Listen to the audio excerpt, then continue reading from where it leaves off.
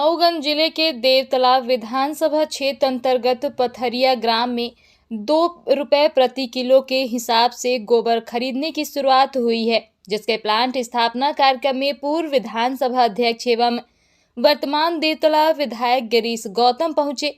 वहीं उन्होंने कहा है कि इस मुहिम से क्षेत्र के किसानों को आवारा मवेशी पशुओं से निजात मिलेगा एवं किसानों को आय भी होगी। विदित हो कि मऊगंज कलेक्टर अजय श्रीवास्तव की अभिनव पहल की वजह से मऊगंज क्षेत्र के किसानों को आवारा मवेशी पशुओं से निजात मिलेगा। जहां एक और यह आवारा मवेशी पशु किसानों की खेती को बर्बाद करते थे, वहीं अब किसान इन पशुओं को घर में बांधकर अपनी आय को बढ़ाएंगे।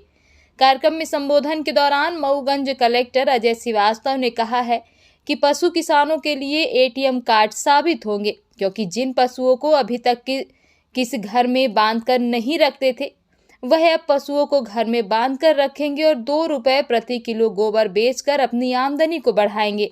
पूर्व विधानसभा अध्यक्ष एवं वर्तमान विधायक देवतालाब गिरीश गौतम ने अपने संबोधन के दौरान कहा कि यह गोबर प्लांट काफी सराहनीय है एवं इससे किसानों की आय भी बढ़ेगी तथा किसानों के फसल की भी रखवाली होगी।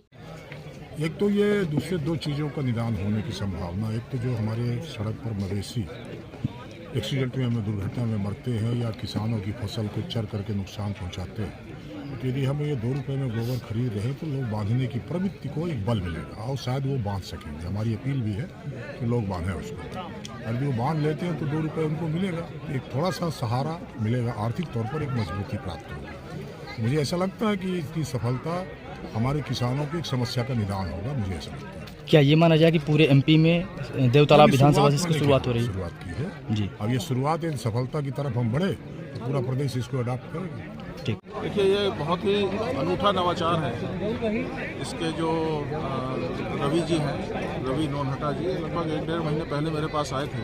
उन्होंने अपना आइडिया बताया था कि हम गोबर खरीदना चाहते हैं और उस गोबर को खरीद के उसमें कोयले की चूरी वगैरह मिला करके और उससे वो लकड़ी के गुट्टे बनाएंगे। और मैंने कहा आप लकड़ी भी बनाओ जो शमशान घाट में जलाने के काम भी आ सके। तो इससे 2 फायदे होंगे।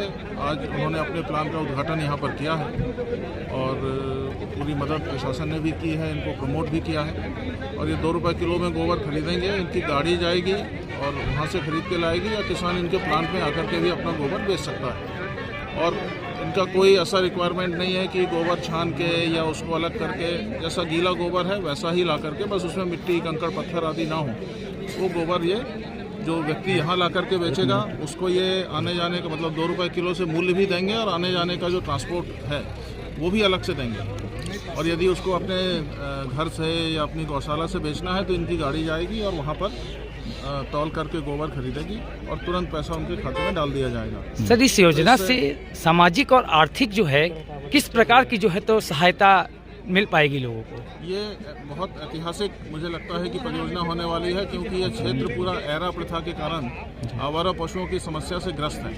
तो इससे पहला तो सबसे बड़ा लाभ यह है कि आर्थिक लाभ है कि लोगों का गोबर बिक रहा है। हमने आज तक कभी सुना नहीं कि गोबर बिकता है और इस तरह से खरीदा जाता है।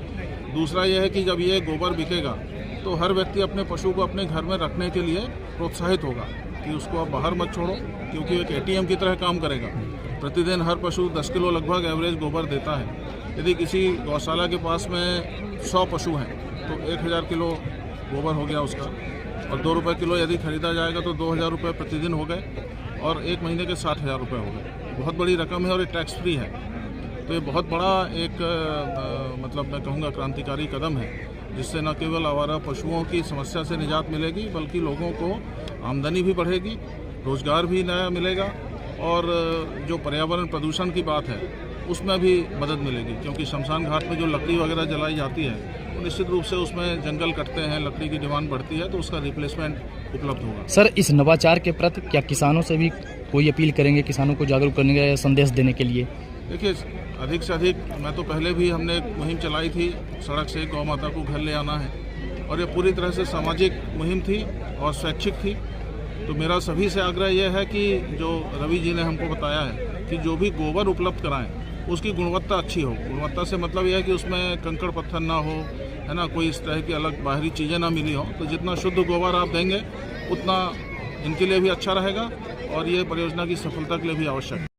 क्या है कि जैसे कि हम लोग किसान से ही जुड़े हुए हैं पूरा, और किसान ही हैं, जमीन से जुड़े हुए लोग हैं हम लोग। क्या हम लोग जब रोडों पे निकलते हैं या गांव में इधर उधर जाते हैं, घूमते हैं, देखते हैं, तो सबसे ज़्यादा किसान ही रोता है। कुछ भी हो तो भी किसान रोता है।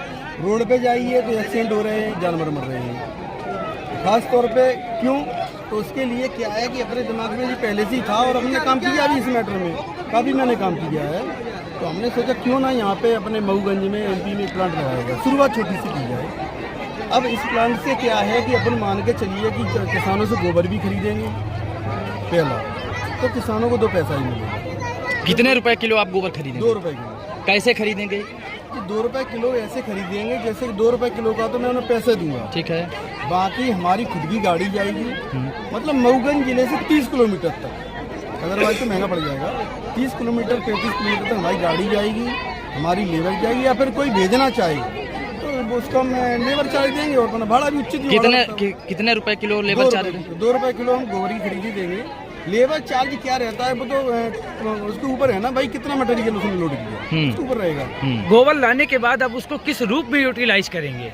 उसमें गोबर लाने के बाद हम उसमें जैसे बॉयल करके कोयला मिक्स करेंगे, बॉयल करके कोयला मिक्स करेंगे तो उसकी हम लकड़ी बनाएंगे जो 2.5 फीट की होगी, वो भी ज़रूरत के हिसाब से कोयला मिक्स करेंगे जैसा हम पे ऑर्डर होगा, जिसमें 25% भी कर सकते हैं, 20% भी कर सकते हैं। तो उसके हम गुल्ले भी लड्डू टाइप बनाएंगे जो कि सेब टाइप का रहता है, जो सेब अपनी खाती है उस टाइप का रहता है, तो वो जैसा बनाएंगे तो उसमें धुआं नहीं निकलेगा। जो गुल्ले बनाए उसमें धुआं नहीं निकलेगा, तो धुआं नहीं निकलेगा। उसे रेस्टोरेंट वाले भी यूज करेंगे, अपने घर में भी अपन जला सकते हैं। लाइट से तो सस्ता ही पड़ेगा ना। ये परियोजनाएं आपकी कहाँ कहाँ चल रही हैं? जी हमारी यूपी में 2-3 जगह हमारी चालू में है, प्रोजेक्ट चालू है, चल रही है। यहाँ के प्रशासन और जनप्रतिनिधियों के लिए कुछ बोलना चाहेंगे?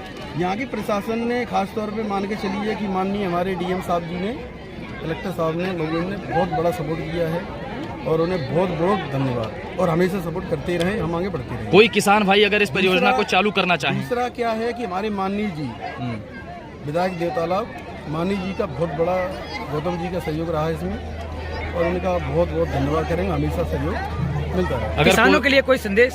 किसानों के लिए यही संदेश है, मान के चलिए कि गोबर अपना जो उल्टा सीधा फेंकते हो आप मत फेंकिए, इसको इकट्ठा करके रखिए। भाई हम तो 50 किलो भी होगा 20 किलो भी खरीदेंगे ना, और तत्काल पैसा लें हमसे, और बाकी की जो गोबर से ढील देती है तो ढीलने की बजाय उनको खिलाएं पिलाएं। जब आवश्यकता लगेगी तो उसमें और कुछ सुधार करेंगे। किसानों के अधिकार में, हक में जो अच्छा हो सकेगा वो हम और कोशिश करेंगे। आपका परिचय? रवि सिंह हमारा नाम है, वैसे राजीव सिंह नोएटा हमारा नाम है। रवि सिंह कहते हैं। कहाँ से आप? हम रहने वाले अपने भिंड बरेली से हैं और हरियाणा में हम गुरुद्वारे की सेवा भक्ति में हैं।